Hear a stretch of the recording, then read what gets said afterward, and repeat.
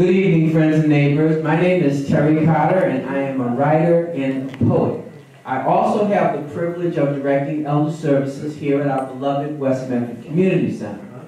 We are well into our second year of monthly presentations of First Fridays, Words and Music. That's right, just over a year ago, with our friends from Somerville Community Access Television, and later with Medford Cable Access, we ventured forth with this idea that a local program, which blended the most engaging conversations we could host with the best live music we could secure, would appeal to the neighborhood audience in our greater Medford family. After a year now, we're chugging along like a network sitcom. We thank you all for joining us regularly, or if it's your first time, welcome aboard. So, even as we continue to work out the scheduling for broadcasts in Medford and Somerville, we will be videotaping tonight's program to upload to YouTube and be rebroadcast by our cable partners soon. Many of our prior programs are already available online, and the response has been great on both the words and the music side. Now, before we get started, I always have to send a special shout out to Yvette Wilkes, who has continued to brave the wilds of cable access in Somerville and Medford and helped us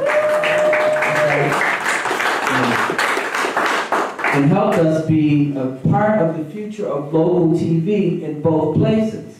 I'd also like to thank the law offices of Allen Pampinen, Tufts University Neighborhood Services, and the Medford Arts Council for their continued support. So we're here to, as our outreach suggests, host a conversation about what we affectionately are calling the Wonder Years. The noteworthy educator Carolyn Bellhouse said, "Since the jobs that our preschoolers will eventually do probably don't exist yet, our priority is to teach them the skills to adapt and inquire and question and cooperate. Life skills. So much more useful than rigid concepts such as the alphabet." And I think that's great stuff. So let me introduce to you a couple of friends who are going to help us delve into early education, the way these baby brains work, and just how we aim to teach them the skills to adapt and inquire and question and cooperate. So, now, if you've been around the community center during weekday mornings lately, you've no doubt seen or heard the daily procession of little people that salt the environment. Those preschoolers are the charges of Eleanor Sugarman and the Gentle Dragon Preschool. Eleanor is the lead teacher and director of the Gentle Dragon Preschool here at the center and is the school's heart and soul. During her tenure, which began in 1992, the school became an integral part of Medford Community Partnership Program and became accredited by the NAEYC. She can tell you what that means. Established in 1985, Gentle Dragon Preschool is a parent cooperative school for 13 children ages 2.9 through 5 years. It offers a warm, engaging, and creative environment that balances free play and structured activities like art, puzzles, role-playing, and music. GD encourages inclusive play, problem-solving, making friends, and understanding community. The co-op highly values natural curiosity and the joy of discovery. Thanks again for joining us, Eleanor. We are also thrilled to have Angie Tung with us this evening. Angie teaches a weekly music education program called Suzuki Babies. A naturalized citizen originally from Taiwan, Angie graduated magna cum laude at Florida State University with a Bachelor of Arts in Music and a certificate in Computers in Music. While at FSU, she studied piano and voice. As a vocalist, she performed with the Tallahassee Community Chorus, the Women's Glee Club, and the University Singers. Through work at the Pittsfield Community Music School in the Berkshires, Angie was introduced to the Suzuki method and has studied with many key U.S. proponents of the Suzuki methodology. Along with her musical studies, she also completed an MA degree in Media Arts at Emerson College. Angie currently works full-time at MIT's Educational Arcade Research Lab while running Metro Gnome Studio, and that's G-N-O-M-E, Gnome Studio. While not at her piano or her computer, she enjoys singing, dancing, reading, cooking, hula hooping, I pay money to see that, and being in good spirits. Thanks, Angie, for being with us tonight. And then our third voice for the evening is Shanine, I'm hopefully going to pronounce this right, Peliquin. Gave it my best. Shanine is the owner of the Playful Pelican, I said that right, specializing in children's play and out-of-school time. She has a master's degree from the Elliott Pearson Department of Child Study and Human Development at Tufts University, and received her bachelor's in recreation with concentrations in therapeutic recreation and psychology from Western Washington University. As a recreation professional and certified therapeutic recreation specialist, that's a mouthful, she spent 10 years providing access to playful experiences for people of all abilities. Much of her Pacific Northwest childhood was spent in her favorite climbing tree or exploring forbidden places in her neighborhood. Today, you can often find her digging in the garden, hiking, or playing with her 2 young sons. Welcome to Words of Music, Shanine.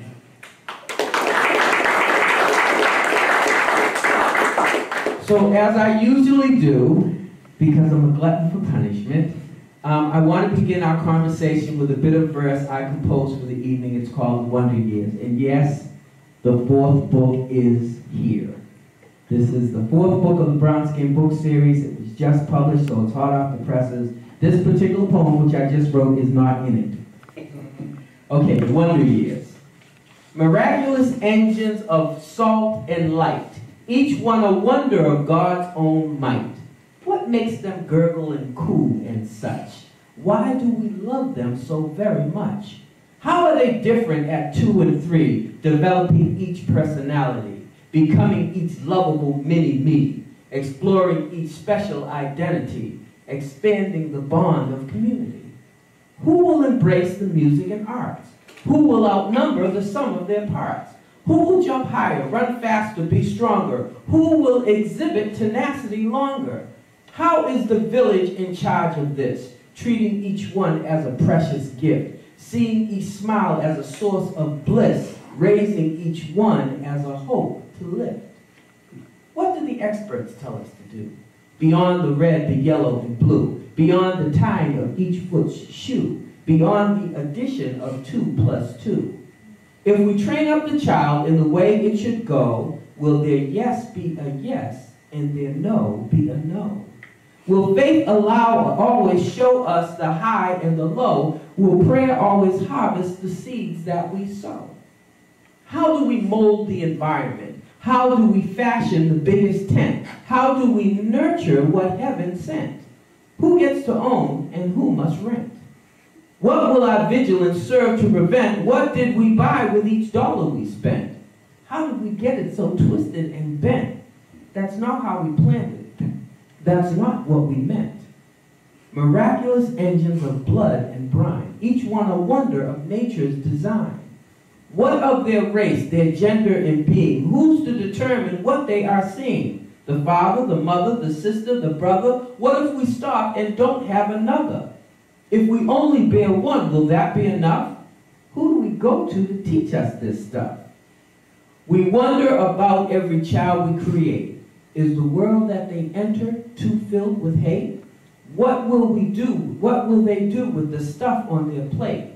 Do we close the door and lock the gate? What of their destiny? What of their fate? For all of the things we should make great. Will the problem solutions arrive too late for all of the storms and all of the weight of the planet's expiration date? Are they the catch or are they the bait? We know each child will learn what they learn. How can we keep it positive? How can we move them away from the screen and make them go when the signal turns green? If we treat each growing brain with care, if we teach each heart to love and share, will we grow good fruit from the seeds we bear? I really can't tell you. I just don't know. I'm only a poet with rhymes that flow. These little wonders of salt and light, let's keep them safe and hug them tight. These little wonders of salt and light, I guess we just kiss them and say good night.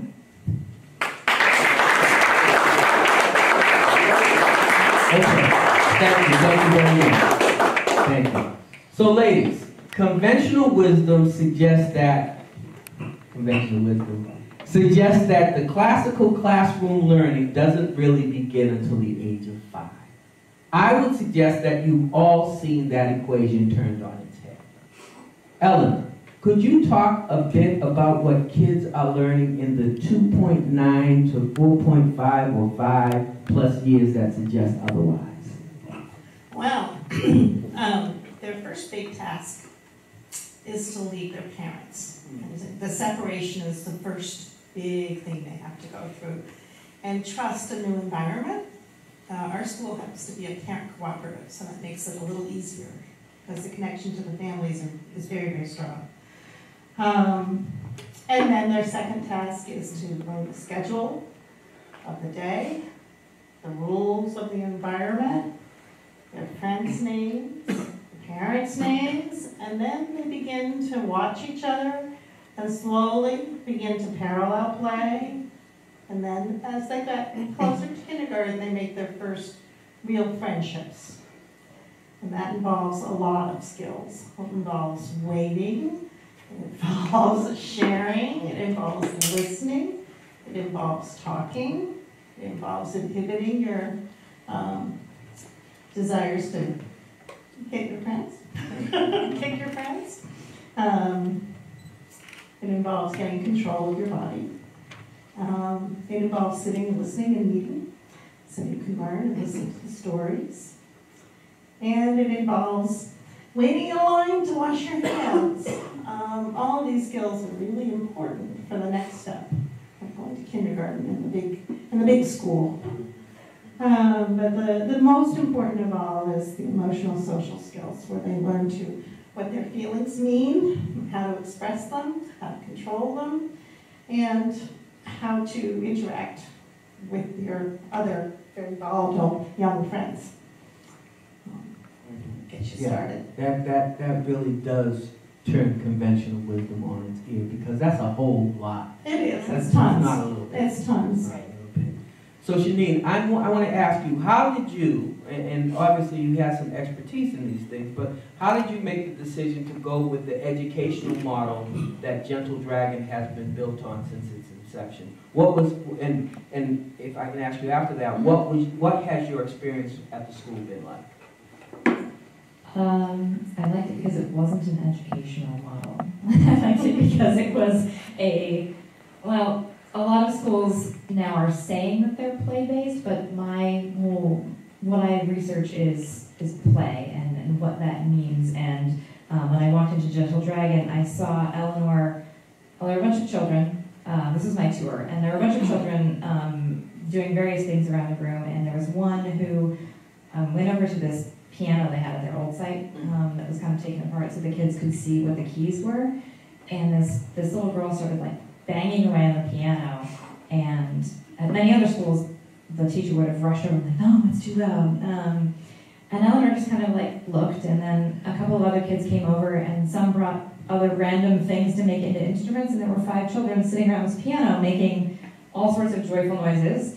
And she just kind of sat back and watched, and I was like, I want that to do like it's that like the gate for shaking with my child, and this is a place where He can, there's a climbing structure in the room, and so whenever he needs to have what we call big body time in my house, he can do that. Unless it's snack time, you can hang upside down or do whatever you need to do, and that they really get to be self-directed with the opportunity to check out all sorts of interesting projects that she has available if they choose.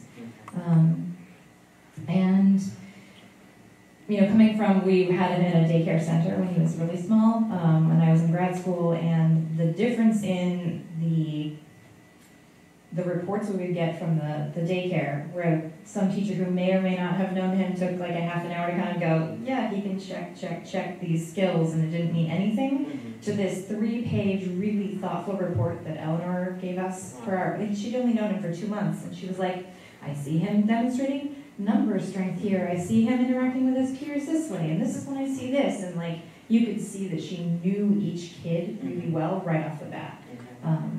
And so it's been wonderful. Fantastic. Even when there's challenging behavior, it's really met with like, what does this child need right now?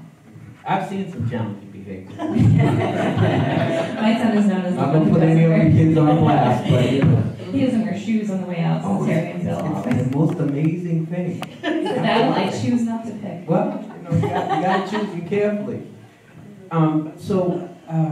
Angie, I looked on the website and tried to educate myself a little bit, and I saw a lot of images of what looked like very, very unstructured play, as opposed to what I perceive as, you know, kind of the rigidity that you sometimes have in musical training. Okay. You want to talk a little bit about that play? Sure. The photos you saw on my website are most likely of my piano students and not the Suzuki Babies class.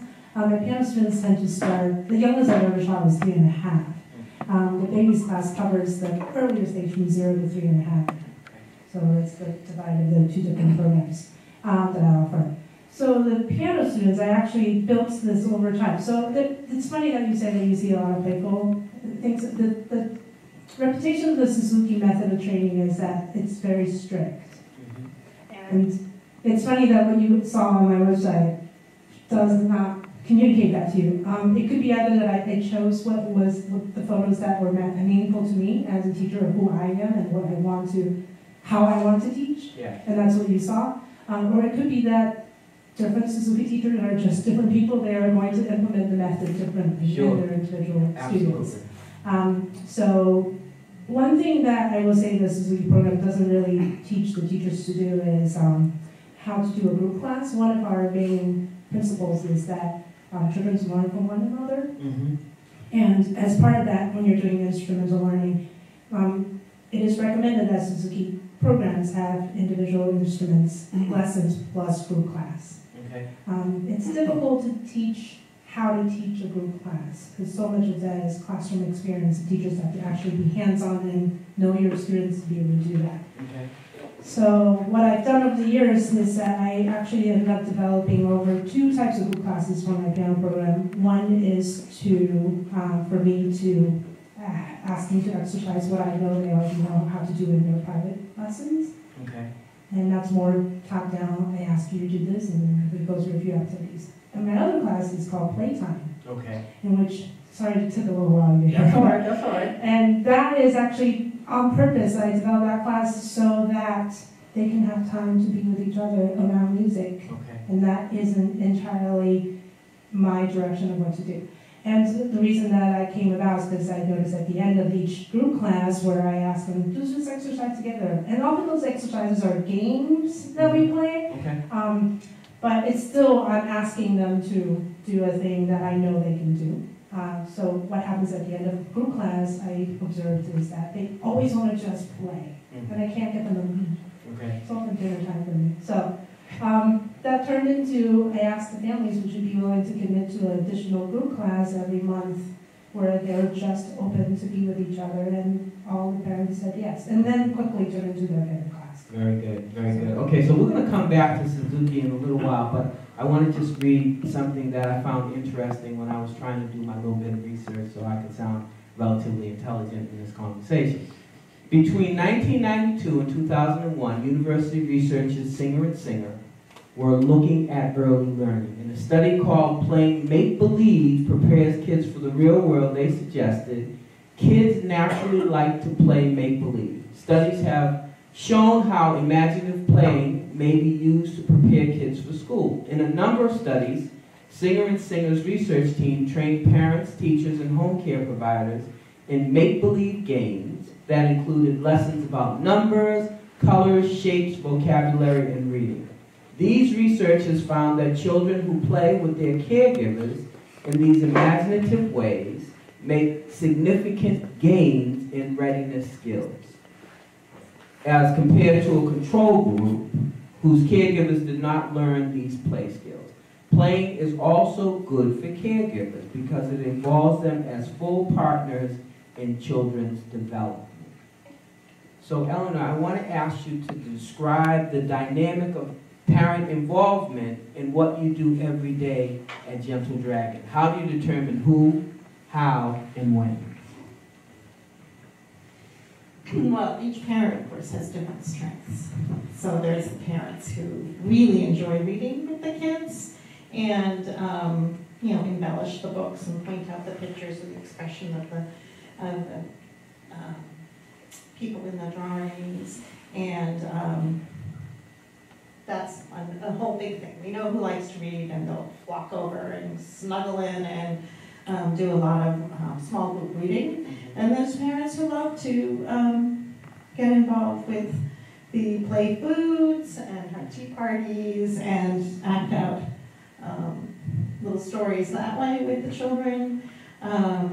There's parents who know a lot about sea creatures, and all the sea creatures come out, all the toys come out. And I always find it fascinating because year after year, children organize the toys into family groups. Wow. Sea creatures or giraffes or little teddy bears in the sensory table, they're always organized like the mommies and the daddies and the babies and the brothers and the sisters, and because they reflect what they know. They reflect what they know. Yeah, and exactly. And then they'll try on the one little girl this year is obsessed with calling her mother on the phone, and I think that may mean that she sees mom on the phone apparently.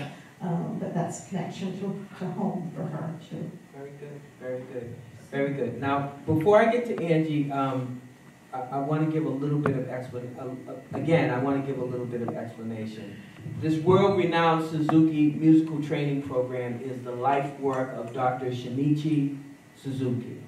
His philosophy to music teaching is based on the mother tongue method, to teach music as language. Dr. Suzuki believes that all children can learn to become musicians. No healthy child has trouble learning how to speak their mother tongue. Their ears are trained first by listening to quality music until they become familiar. Then the physical techniques are introduced. Reading music comes later, a similar process as children learning to read and write. Dr. Suzuki also places emphasis on the teacher-parent, caregiver-student triangle. This relationship, an equilateral triangle, is critical to the method. While the instructor guides and coaches both the caregiver and student in their musical education journey, it is the caregiver's role to encourage and support the student during daily practice. So Angie, how do the Suzuki principles inform what you do with the littlest ones and their caregivers you see on a weekly basis? Yeah. Oh, I just got really excited and forgot about that. So the 0 to 3.5, which I know sounds crazy that there's no little one putting in the classroom setting asking to do things, and it's an hour-long class. And often I get new families asking me, I don't really think I can sit through an hour-long class with families. So Dr. Suzuki said that the triangle, I want to talk a little about the triangle. You have the parent and the caregiver, parent, caregiver, and the teacher at the bottom of the triangle, and we both support the child. So that's kind of how we like to draw them. And how that reflects in the classroom is we are, the parents, are the first teachers to our children. And actually, infants are born and they can't help but learn. So whatever we surround them with in their environment is what they will learn. And that could be warm relationships with your other adults in your lives, or it could be a stressful situation for some for some children that just don't have that structure. Okay. And whatever it is, they will just soak it up because we're Yeah. little sponges. Sponges, yes. So Dr. Suzuki's vision was that if we surround the children with beautiful things, and one of those things being music, and the important people in their lives that are also sharing those beautiful things with them, that they'll absorb it Yeah. very easily, like they do with knowledge, which is sort of also ties into the language immersion idea. So what happens in the classroom is we ask the parents to participate. It's actually one of the prerequisites. And we also require that each baby has at least one adult, so they know that this is the person I'm modeling. And they're also seeing the other children around them. And that's one of the other principles, is that children learn from one another, as I mentioned earlier. Parental involvement is critical. Is another tenet that we practice as teachers. And yeah, I'm not sure if I'm answering your question. Okay. You're in the neighborhood, so it's good. Yeah. It's good. So, yes, I think it's helpful for me to. Are you looking? Should I talk about how, like an example of what happens in class? Well, I'd love to, like, if I walked in off the street. Well, I probably couldn't walk in off the street, but if I walked in and looked around, what would I see happening in the classroom? Okay, so our opening exercise. I always talk about opening activity as ball rolling. We have the same song that plays every day, every lesson, and they know that they start to recognize the song, a piece of music. And we sit in a circle and we pass the ball back and forth. So today we actually had, and when the babies are too little to even, they're just looking, and we're not even looking at because we're talking about such little babies. Okay. What they're doing is still listening to that music, being with their mom or dad in this setting week after week. So we have a friend of mine in my class, and she has a little one who is now, I think, just about 4 months. And she's been coming for beginning of the session, so what is it, like 7-ish weeks? And so the first few weeks, he just sat. His baby just sat with mom, and we're doing our activity mom does. We're doing our activity mom does well. Today, this morning actually, I'm really excited about this. He like lurched forward, waiting for it, and just like swatted at the ball. Because I know he doesn't have control yet, but he knows, and he's been watching all those other older babies rolling ball, and there's some toddler class too. So, should I keep talking? Yes. Why don't you take mine? Thank you. So that's kind of what we see, even if, and maybe it's an accident, maybe he just was reaching out blindly, but what's happening is the mom is guiding him toward that ball and teaching him that, like, this is the activity that's happening right now, and I'm encouraging you to reach for that ball as you see it. And it's not unlike learning languages for babies. In the beginning, they're just vocalizing sounds because they hear it, they're surrounded by their mother tongue. And what the parents will do is those things that sound like those words that we want them to say. So in the very beginning, you start to sound like that, and we start to use like mama, and then they start to like, oh, well, that's what I want to aim for. And so that's kind of how the parent model. Thank you. That's how you can have the parents model the behavior you want to use to do it, and they'll pick it up over time, both because of the modeling and also because all the other children are doing it. I'm going to sneak this away from you. We're having a little bit of a technical challenge with the sound. We've got wires now, and wires mean that we're always going to be able to get through. I want to ask a similar question to Shanine. Shanine, and I know it's going to be difficult because things change a lot, but can you give the audience an overall sense of what takes place during a typical day upstairs in Gentle Dragon? Now, I know what I think takes place. I think that there are elephants up there marching around, but I know that that's not it, so. Yeah. Well, I think I really was interested in what you were saying earlier. Just, Go back a quick note. That's fine. That play, we talk a lot about playful curriculum, and you were talking, I don't remember what you were, maybe it was when you were talking to Eleanor a moment ago, but what we know about play is that it both reveals and drives development. So when a child is playing at something, you can see they just started to understand something. So you can look at what they're playing and like, oh, they just started to understand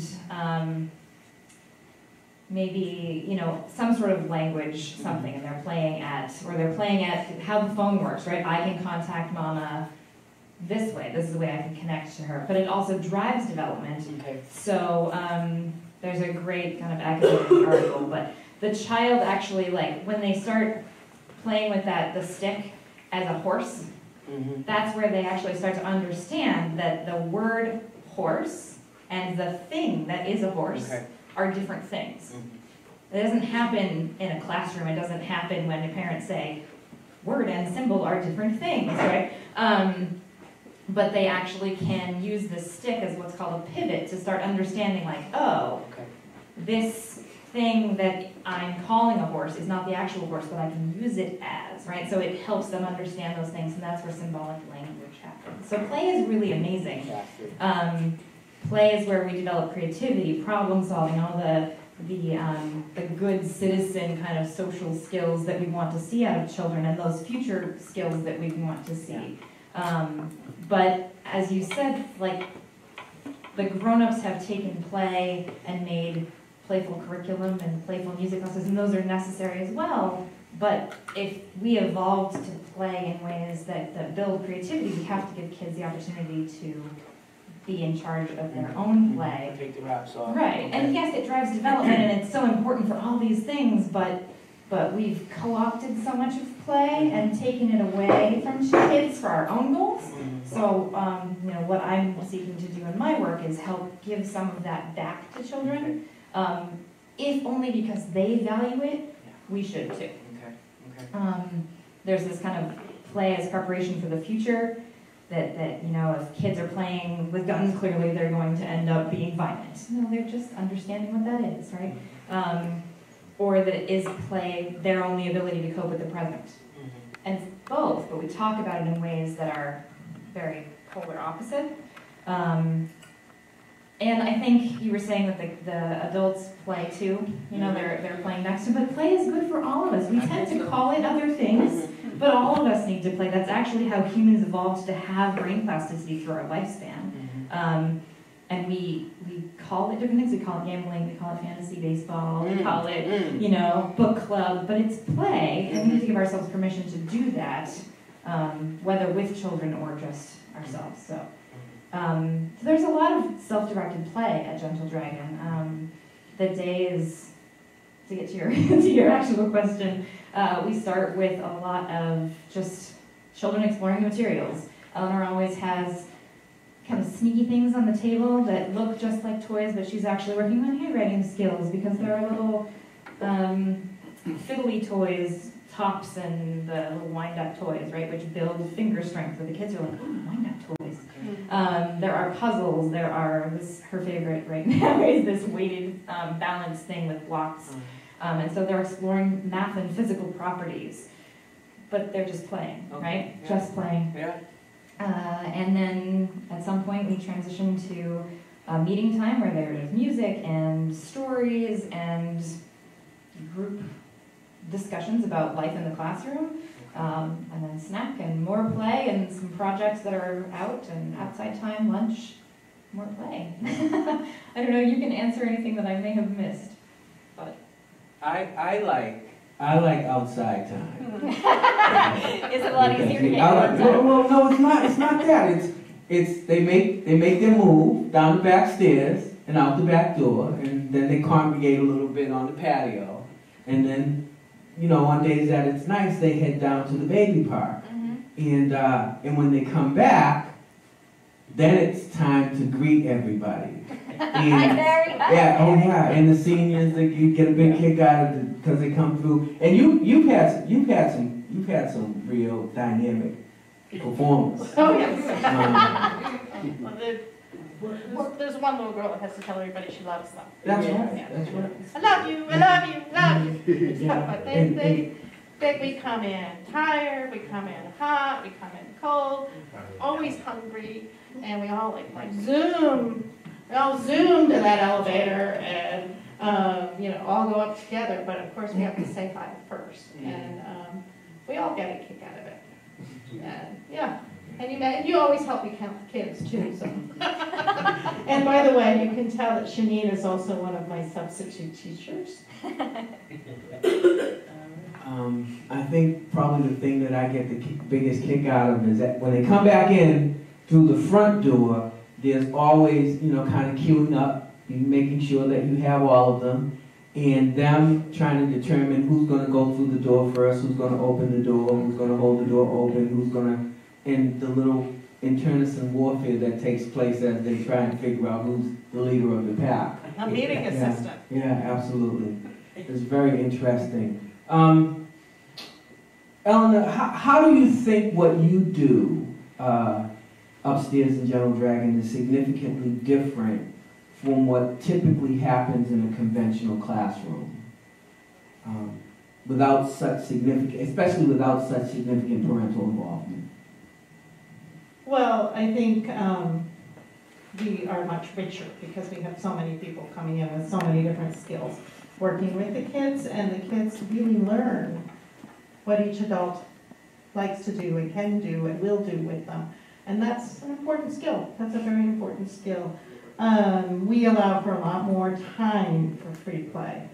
We do have some structure, but we also have big opportunities, big time periods for play and for, you know, a theme that can be returned to later in the day too. Right now we're getting ready to go to the fire station next Wednesday, so, oh boy, that's exciting play. So you're gonna hear a lot of sirens and just, woo! Yeah, so, but that's something that can be returned to. We can build a fire truck and we can go back to it later in the day. And so we can allow for more of that exploration than other programs.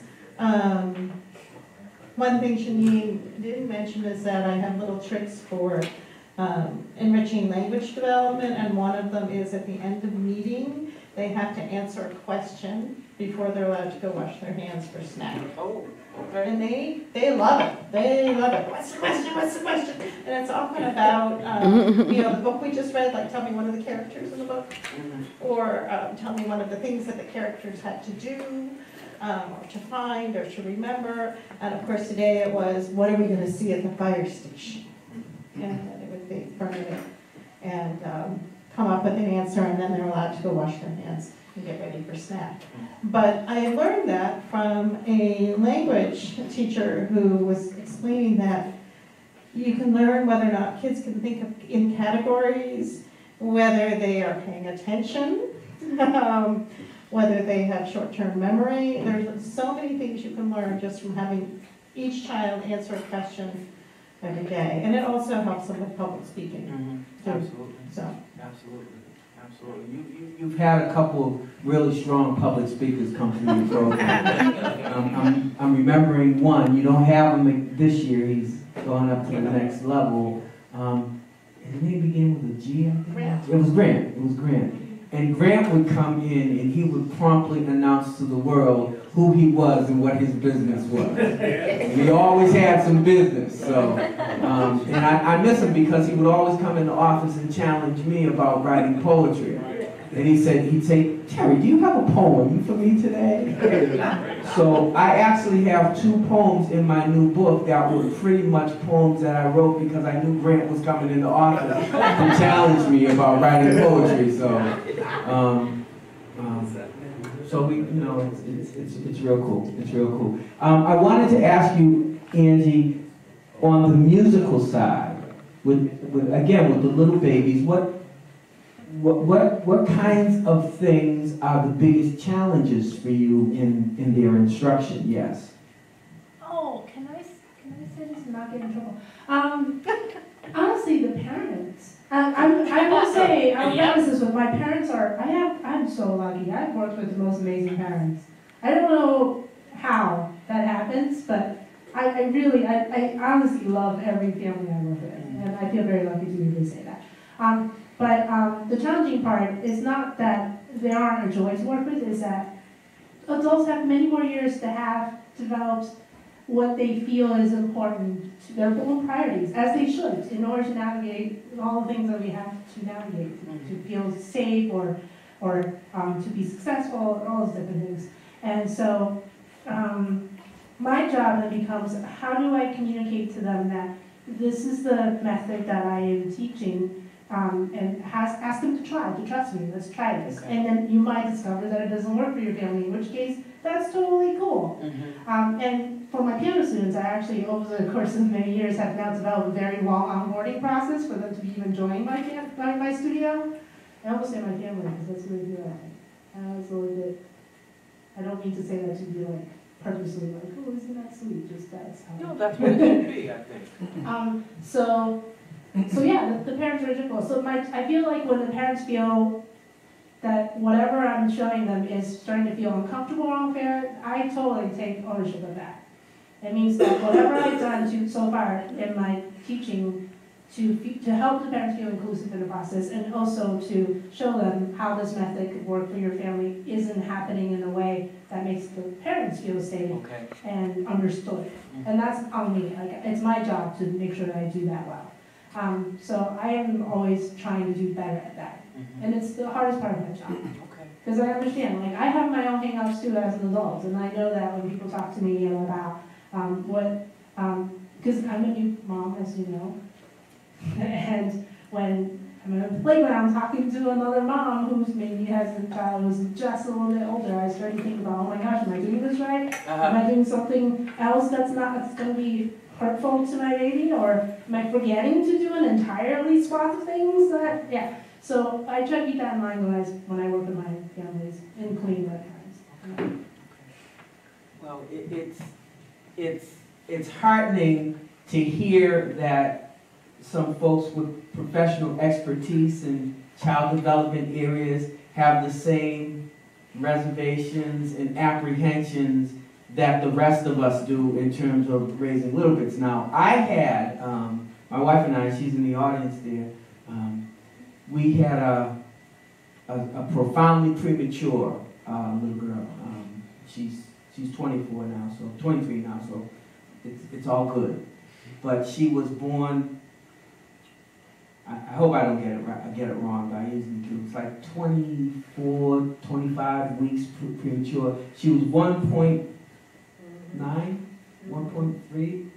1.3 ounces when she was born. And we spent, 1.3 pounds, right? Pounds, a pound and 3 ounces. So we spent 88 days in the NICU at Beth Israel, and where they have, in my mind, the best neonatal care available. And it was wondering whether or not we were going to be able to do it right when we finally were able to take her home was a real big deal for us.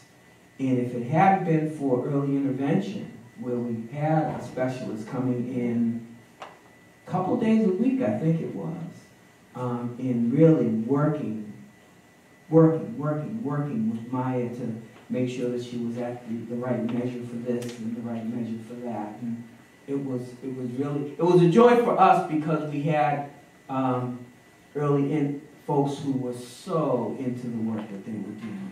And Maya was lovable, and she was really cute, and she was very gregarious and open to, to learning and play and all of that good stuff.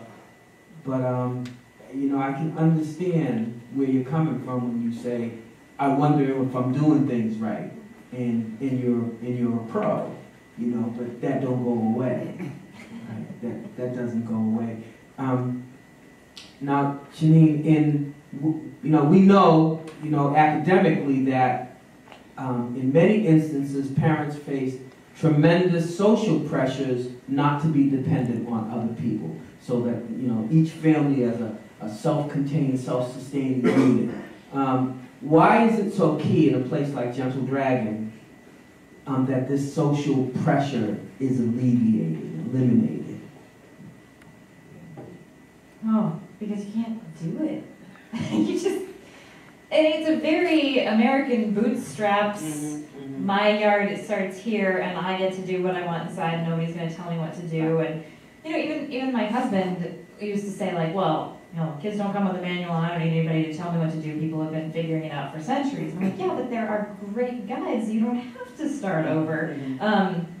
One of the things that Eleanor and I wanted to make sure to talk about are these. There's a framework called the protective factors. And a lot of the work that Marie Cassidy does at the Medford Family Network is building these capacities for individual families and the community as a whole. And so there are 6. And these factors help, if all of these are in place, it helps kids and parents with their optimal development. So knowledge of parenting and child development, like what are the skills? How can you encourage your child to take turns? What are the phrases that are helpful at what points of development? What can you expect from a 6-month-old that you can't expect from a 3-month-old? Okay. Concrete support in times of need. So where parents can find the next size of clothes for less expensive, where parents can call to get food if they need food, or, you know, for Gentle Dragon, even just, you know, I had a car accident a couple weeks ago, like 2 blocks from here, and I came in and somebody just watched my baby, like the classroom just kind of watched my baby while I was on the phone with the insurance companies for like an hour, right? Like just that instrumental, here, we're just gonna take care of you, whatever that is. So concrete support when you need it. Children's social and emotional competence. So there are lots of pieces of this, but that's some of the most important. We've taken away so much of this opportunity to play as children. We have people in these very directed activities, which have wonderful benefits when they're quality programs, but also can be really restrictive. Sure. And then we're now trying to play catch up by teaching it in school. We have these social emotional competence things in school because we don't let them play it out when they're little. But like things like the parent having a positive mood, setting clear expectations, etc. But helping the child develop the ability to communicate their emotions. Okay. And then parental resilience. So you talked about that. Yeah, general life stress, general parenting stress, making sure parents have outlets and support and those skills, and then social connections. And I don't know how I would have gotten through the last year of having a new baby and transitioning and work and moving and blah, blah, blah, without all the people around. Okay. It's just absolutely critical. I think we have to break down the idea that we have to do it ourselves, that there aren't answers, that we have to figure it out ourselves, and that we're kind of equivocal about parenting. I found that people are like, well, you know, there's no right answer, blah, blah, blah. There are some right answers. Yeah. There are ways to do it that are not okay. And there are ways that are better than others. And so how can we get parents those skills? Because they're skills that we aren't necessarily born with, that don't always just come naturally. This idea that, you know, your instincts just kick in when you give birth or when that baby is put in your arms. That's terrifying. And even like some things we've been dealing with my son as he's growing and learning. Eleanor looked at me one day and she's like, if this were your classroom, you would be fine. Like, you would know what to do, but he's your son. And she's like, it's a totally different ballgame as professionals, as parents, to know what to do and not be able to implement that skill because, like, you've been doing it for, you know, 4 years and you just are tired. Yeah. So giving parents those connections is just huge. Fantastic. So don't be afraid to ask. Okay. Okay. All right. So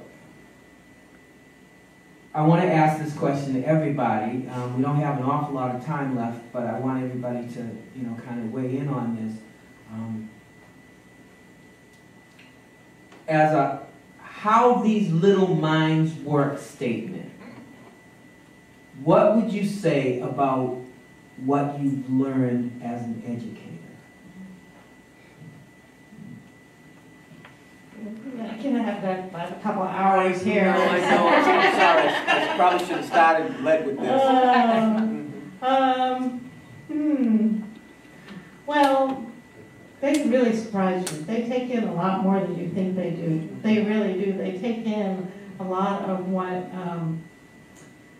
their friends are teaching them, what we're teaching them, and they come back with it. And they're like, wow, you were paying attention, and look at you. You know, you're showing some empathy to your friend who's hurt, and oh boy, they all love to go grab the ice packs for their friends. But, yeah, no, they are very surprising. They have a lot of skills and confidence, and you know, they really do absorb everything around them. And if it's good, it's great. If it's not so good, as you alluded to sometimes, then you have to be ready to help them with that too.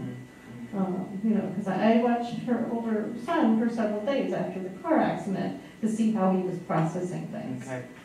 And make sure he was okay. Wow. You know, and yeah, I'm constantly having to do that with each of my charges. So it's like, what environment are they coming to me from today? You know, did they sleep well? Did they eat? What's happening? Yeah. They're all factors. Oh yeah. Yeah. Oh yeah, they're all very important. Okay. So, but the thing about Gentle Dragon is, it's not just a preschool anymore. To me, it really is a building of community, and the community shifts a little every year as families come through, but the community factor has become more and more important over the last 30 years. It's really interesting. I also wanted to shout out to Marie Cassidy that she is providing a lot of the transfer of knowledge and information in every language she can think of, through translators and printed materials in all different languages that are used in the community, which is very important to young families too. So. Well, we too have a lot of love for Marie Cassidy. As a matter of fact, she was going to sit on our panel this evening, but she ran into some difficulties and couldn't make it. So I'm certainly happy that you volunteered, Shanine. We love how that works. And Angie is faithful. I did want to say that there's clearly something in the water at GD, because somebody's always getting ready to have a baby. You know? It's the age of the other kids. I'm just amazed at how. Yeah, we've got 2 little babies and 2 pregnant, and yeah. Okay. All right, so you're a pro. So talk to me a little bit about how these little minds work statement. What have you learned as an educator and as a parent? That we need to value the voices of children at all ages. So from little tinies, they tell us what they need, and they are, I read once, I think Deb Curtis and her co-author talk about thinking about children as not citizens of tomorrow, but citizens of today. And that we should be valuing their voices because of that. Like we always think like, oh, we want to make good people for tomorrow, but they're here today, and their experience, their lived experiences today, and they have great ideas, and they will tell you what they need through their behavior, through their words. But you know, I'm working with on some open space for the city of Medford now, and thinking about how can we get kids' voices to tell us what they want to see in their communities. And by hearing their voices, we show them that they are valued as well. So I think kids' voices, this kind of kids should be seen and not heard, it needs to go away, because kids should absolutely be heard and visible and thought of beyond just like school. Yeah. Okay, please. Little mind, how do they work? What have you learned? What have I learned? I'm going to say teacher, because I don't think I can answer as a parent yet. Okay. It's coming. We'll talk later. Yeah, let's talk about it. As a teacher, I'm going to quote Dr. Suzuki, 2 quotes. One of the things that he says is character first, ability second. And that is something that myself and many Suzuki teachers carry with us. And I like to say that the Suzuki method is just an approach to learning. If I do a good job, then these families will know what to do in learning any other skills they have with this approach. And also that I get to spend all this wonderful time with these families, and at the end, the bonus part is that they get to be able to play an instrument. That's the bonus. The most important thing is character. And he also said that I play with children to learn from them, and I think about that a lot too. And tying back to the character thing, I want to tell a quick story about one of my students. She is now 12. She's 13 now. And this was probably 2 years ago when she was in that tween stage, and hormones are going everywhere. And she came in one day, and she's very hard on herself. And not because like her mom's wonderful and her sister's not like that, she just has really high standard for herself, and she really pushes, and when she can't quite get there, she gets very frustrated and she lashes out a little bit. And that also tells me she feels safe with me, and she's comfortable and everything. So she came in one day, and she was having one of those days, and just really hard on herself while we were playing through. She's like, I was just playing this at home like an hour ago, and now I can't play it for you. I'm like, that's fine. I believe you. And she's like, no, it's not that. And she was kind of like being short with me the whole lesson up until that point. And she was like, it's really okay, you know, we'll get it next week, or like you'll get it when you get home, like whatever it is, we'll just keep working at it. And she said in her frustration, like, it's just, I feel like I'm wasting your time if I can't play it right for you. And I realized that she was frustrated because she was thinking about me, like how it's for me. And I was like, no, this is for you. Like, mom's here, I'm here, and your sister's here because she has to be. But we're here for you. This is your lesson. And it was so sweet, and like to think that her frustration is because it was for me. I was like, don't worry about it. So what I told her is that if you can do this anytime you want to do this at this moment, this particular piece that we're working on, then you don't need me for this piece. And you don't have to come to lessons anymore. Like, I'm here to help you. So if you can just do this without me, then you don't need me. And then I think I was just like trying to search for words, and I said something like, then I'll miss you. And then she kind of laughed. She's like, oh, okay. But like sometimes when they're struggling, they're just, and that was one of the days, even though it was really hard for everybody there, I felt like I was doing a good job as a teacher. Like I felt very much like character first, like she has it. Like this is a good girl. Yeah. And she cares about people that's important to her, and or just people in general. Yeah. Like she'll be fine. Piano's secondary. Fantastic. Empathy is such a grown-up emotion. It's very interesting to hear you speak about it in that context, and I find that fascinating, heartwarming at the same time. So this is again one of those types of conversations that we could literally go on for hours, because there's so much to talk about, and we really have only scratched the surface. So I think we have a part 2, and we have you all come back again, and maybe Marie Cassidy joins us, and we just delve into it maybe a little bit deeper. But it's really fascinating. I really enjoyed it. I thank you so much for your time. I thank you for the professional resource that you've become.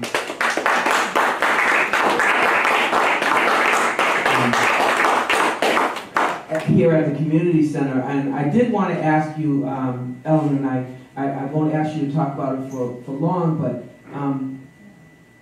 the difference between where you were and where you are, without wanting to give myself a backhanded compliment, because I know the community center is such a lovely place.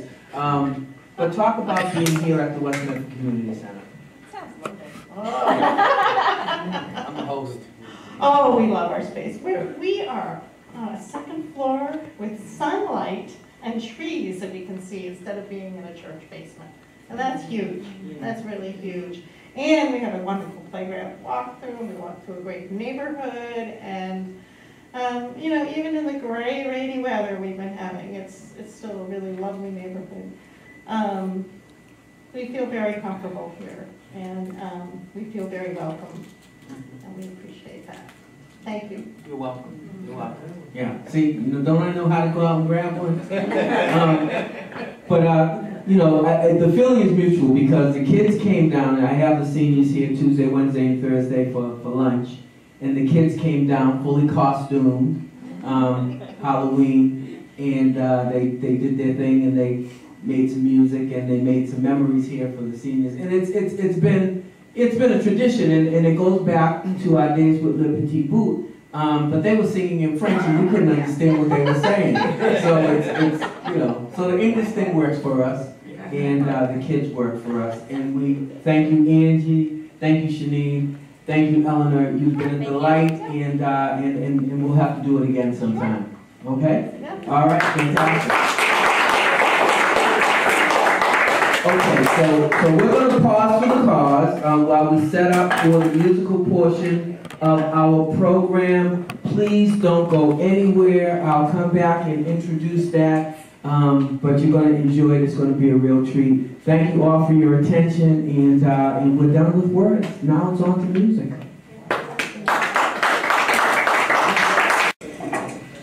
All right. So, full disclosure. I always tell everybody whenever I have them, on a panel doing something, that I have a very talented family, and I do. Leah Grace Swinson. Leah Grace is a senior voice and performance major at Berklee College of Music, where she is already establishing herself as a first-rate talent in prestigious musical circles, performing all kinds of music, from gospel to hip-hop and from jazz to a cappella. She has toured internationally, representing the college at other schools and music festivals. Leah has an old soul and is just as comfortable singing Nina Simone as she is doing some Mary J. Blige. Leah has always sung, and I'll take you to a personal place.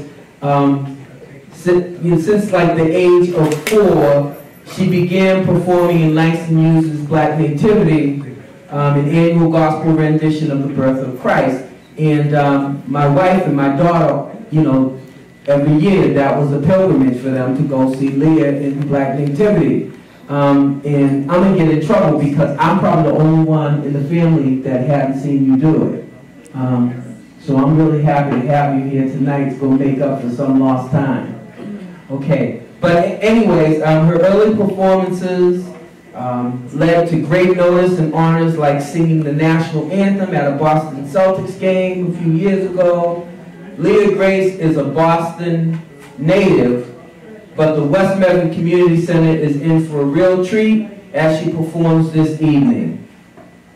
She's my niece by marriage. Don't hate, congratulate. She is accompanied ably on the piano by her Berklee collaborator, Trey Thorne, who is a senior and fully expects to graduate in the spring of 2019. Alright, ladies and gentlemen, as you're doing, give it up for Leah Grace Swinson and Trey Thorne as they present their own unique brand of song styles.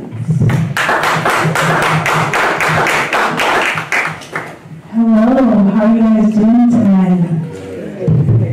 How are you guys doing tonight? So, I am Leah Grace, as Uncle Terry said, and I just want to thank you guys for having me, and I hope you enjoy the set.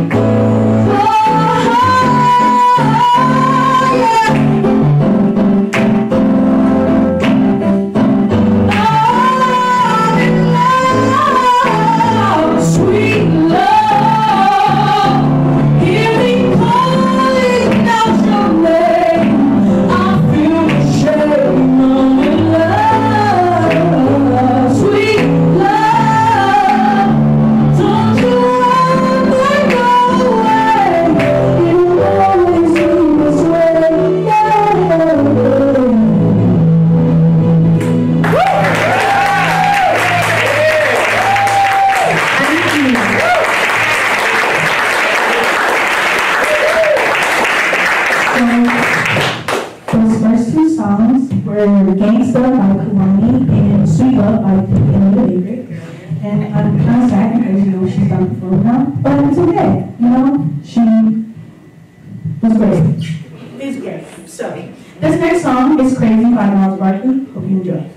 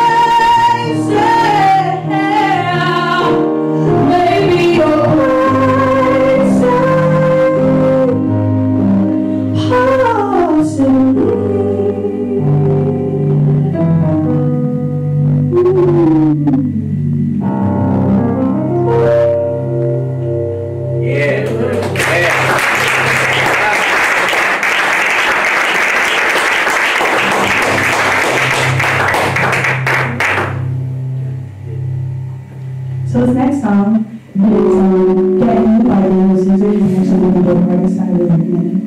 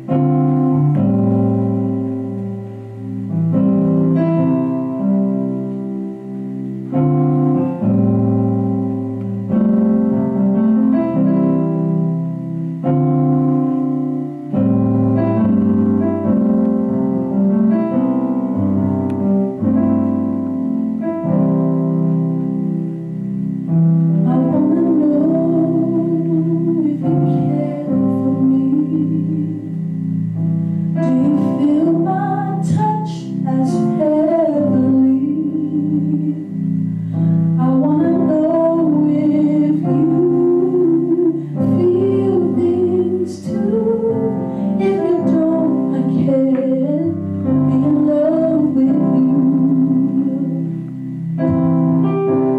A million nights between you and I wanna know if you feel this too. If you don't, I can't be in love with you. I wanna know when you look at me. Do the voice of angels start to sing? I wanna know if you hear them too. If you don't, I can't be in love with you. A million nights of loveless wine. I wanna know if you hear them too. If you don't, I can't be in love with you.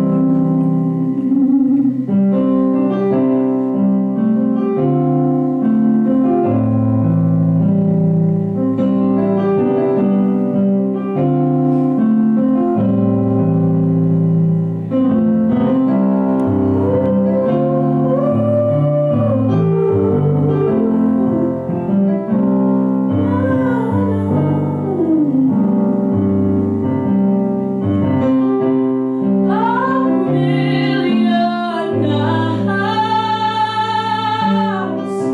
of loveless wine. I wanna know if you feel this too.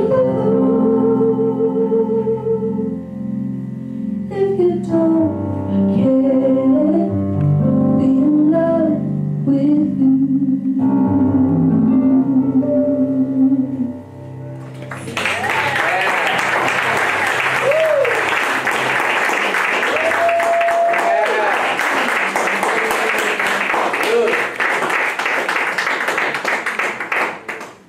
Nice. So, hi, again. So those last two songs, did I just do one? Okay.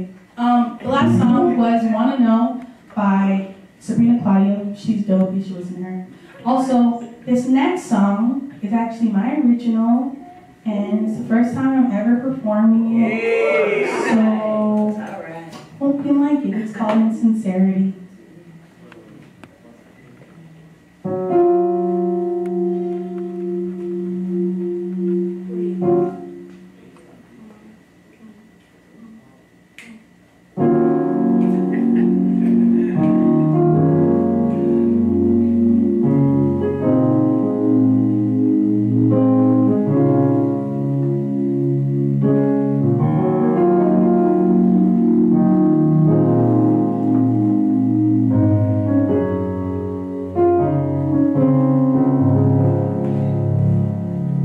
Every day I second guess the way you feel about being addressed. Do you see past me while you're taking a back step? Tell me what you see. Do you notice what I see? Staring back at me out my chest as my heart beats. In the same that you play, I see what the others say. You fake your transparency.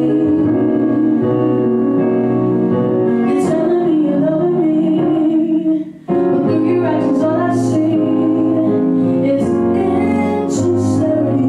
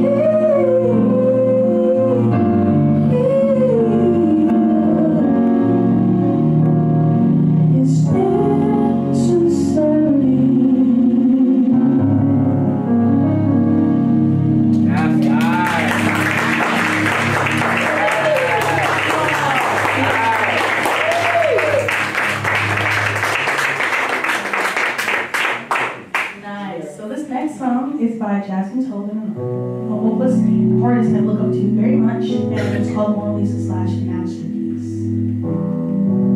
I really want you guys to listen to the words, because it's really deep.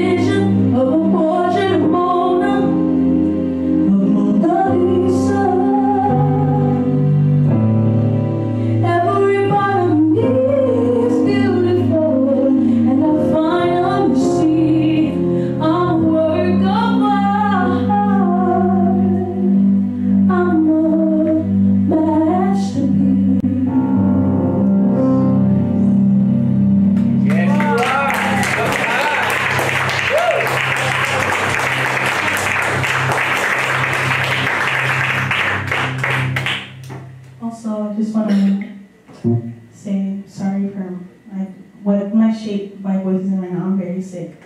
But thank you for bearing with me. If this is sick. Yeah. Right? Who are you?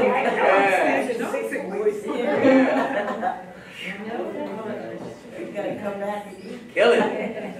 So this next song is a little, I guess, yeah, whatever. It's called Inhale Exhale by Nail, and it's I guess more of a groovier type song, so groove with me, you know? Yeah.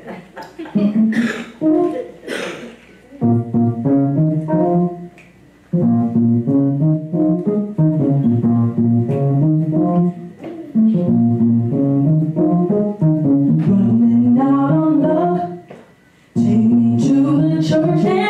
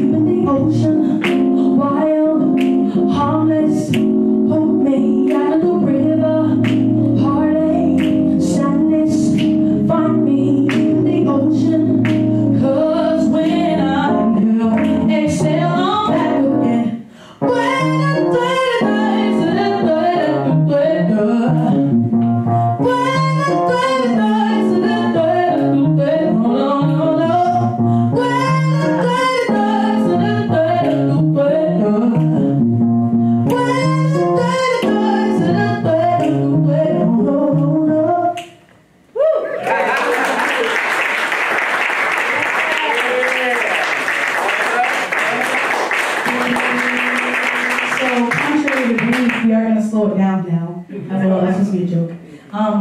It's okay. And this is, I guess, the jazzy portion. A nice jazz standard called My Funny Valentine. Oh, nice.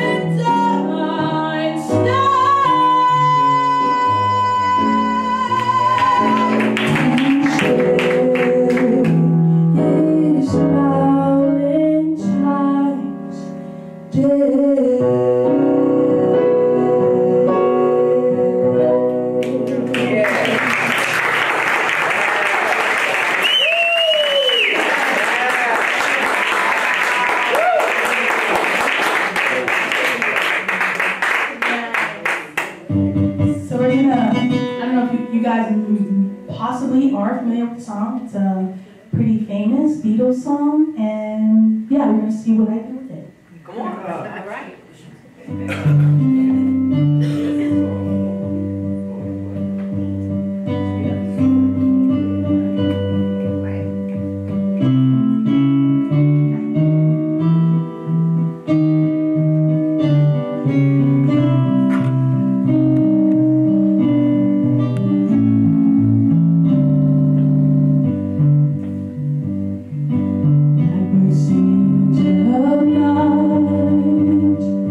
Take this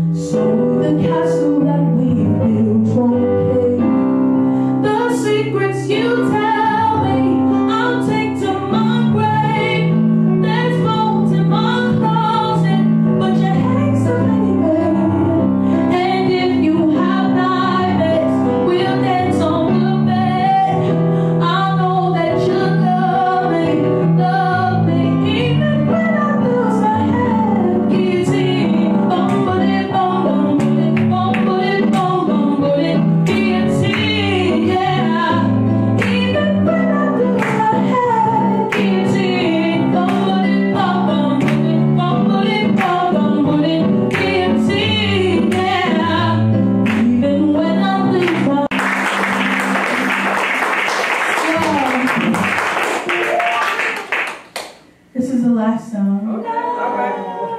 And I want to thank you again for having me and Trey here. You guys are wonderful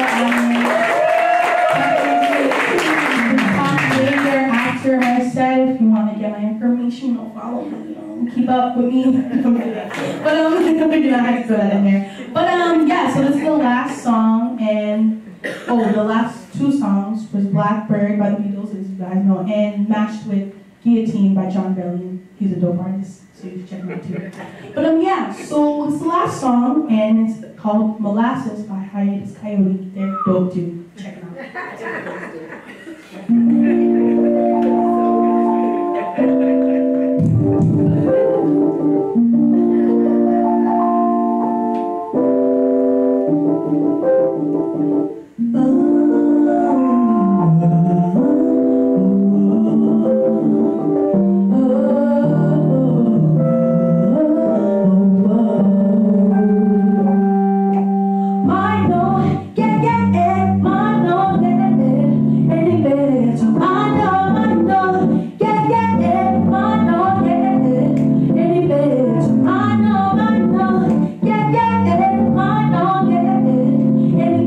Tomorrow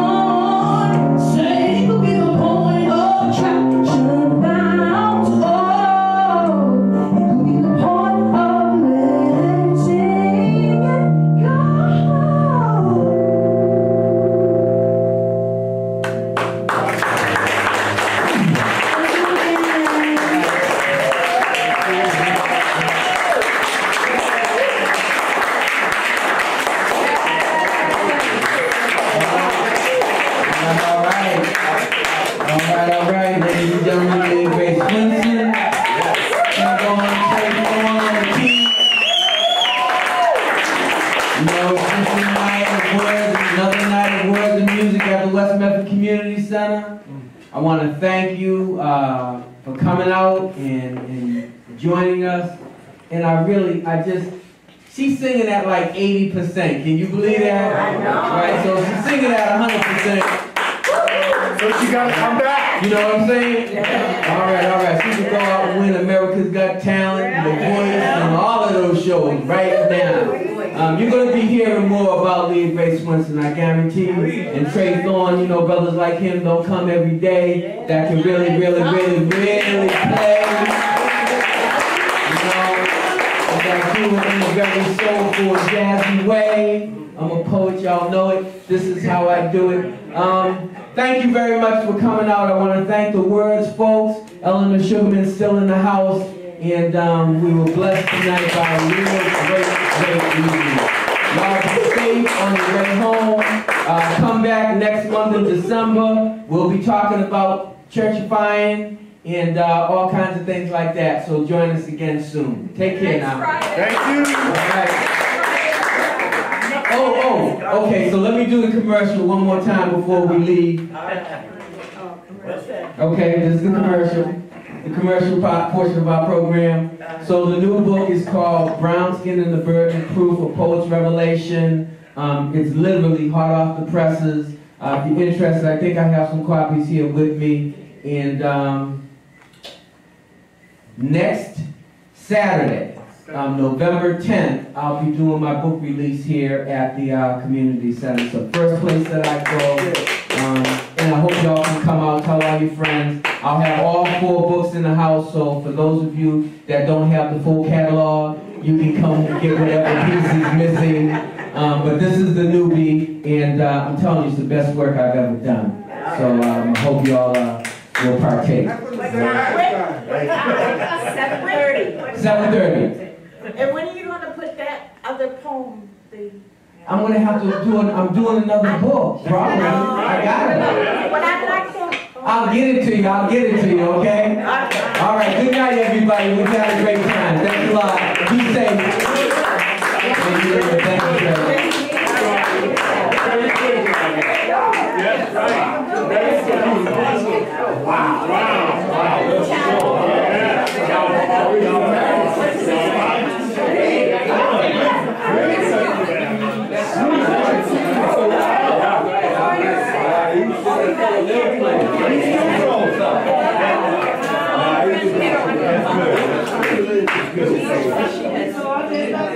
I'm sorry. I'm getting you. No.